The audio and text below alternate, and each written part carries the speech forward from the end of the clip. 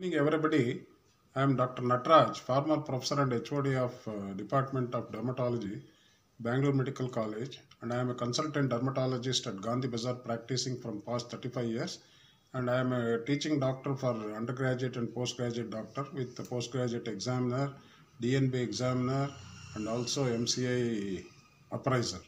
So today I am going to talk about psoriasis, what are its etiology, what is the causes of psoriasis, and how it causes problem, and what is the pathology of psoriasis. Psoriasis is an immune modulated disease wherein the body will react to according to the inflammation and other triggering factors of psoriasis with inflammation and other enhancement of the immune system, which causes severe papules, erythematous papules, plaques, and then plaques will go for scaling, causing papillosquamous diseases. So sometimes you see erythematous papules, or sometimes a configuration of this erythematous papules will cause large plaques, which can cause on scratching there will be scaling, that is peeling of the skin. So normally the patients will develop this type of lesions, especially over the joints like elbow joints, knee joints, scalp, palms, soles, and also on the trunk. And most of the time it is autoimmune mediated, and it doesn't spread from person to person or skin to skin contact. It runs in families, and there are so many triggering factors like trauma, infections, like especially in children there will be streptococcal infections or sore throat, tonsillitis, which can exacerbate generalized psoriasis.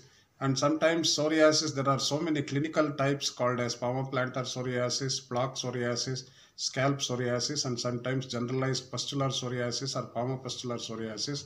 In severe cases, though it doesn't affect the life of the person, there may be involvement of the joints. So this joint involvement, especially the psoriasis which is not properly treated, or long-term psoriatic patients will develop into the psoriatic arthritis. This arthritis will be affecting distal interphalangeal joints, proximal interphalangeal joints, and also smaller joints of wrist joints, and then knee joints, and also sacroiliac junctions and lumbar ankylosing spondylitis type. The patients with psoriatic arthritis will have severe pain and disfigurement of the joint, swelling and pain near the joint, and the structure of the fingers or even the joints will be affected. Those who are doing finer movements like typing and other activities, computer typing and other things, they will be affected, and they cannot write or type, because of which there will be loss of job and other things also, because it runs in families. And normally the etiology is sometimes what happens, the skin from the living cell to dead cell, there are four layers. It takes about 26 days to 30 days, and that is not seen the normal procedure where the maturation of cells takes place. The scaling and falling of the scales will not be seen normally. That is in general population. But in psoriatic people, what happens?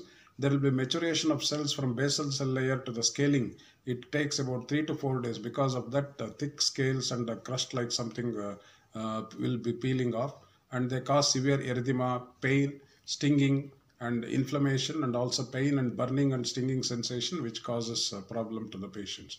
And in chronic patients, the patients will have severe psychological or other problems, because of which they will be having problems. Sometimes a girl who is not married is having psoriasis extensively. It leads to the problems in marriage also. That is why in those patients we need a very good counseling, and we have to treat them, educate them, and see that they will manage the disease without any complications. Once they go to other system of medicine, or unknowingly they take so many tablets which trigger the psoriasis like ibuprofen, and then antidepressants, antidepressants, they will go for a severe exacerbations.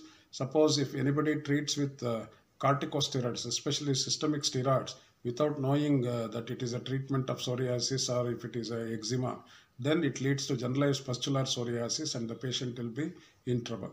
So assuring the patient and giving rest in case of severe joint pains, and treating as per the symptoms. Especially we give topical steroids, topical emollients, antihistamines, and in severe cases we also give folic acid antagonist like methotrexate, or the latest biological like etanercept, and also seclinizumab, adalimumab. All those things we can give. And apart from that, for maintenance we can also give immunomodulator like cyclosporin also we can give.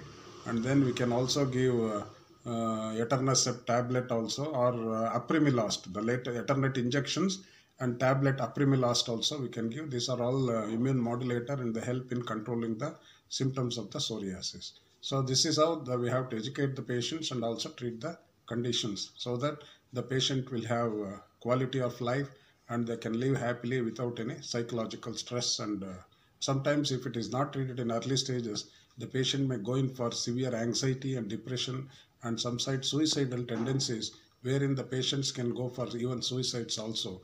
That's why managing psoriasis in early stages and proper guidance and treatment is very important. Thank you.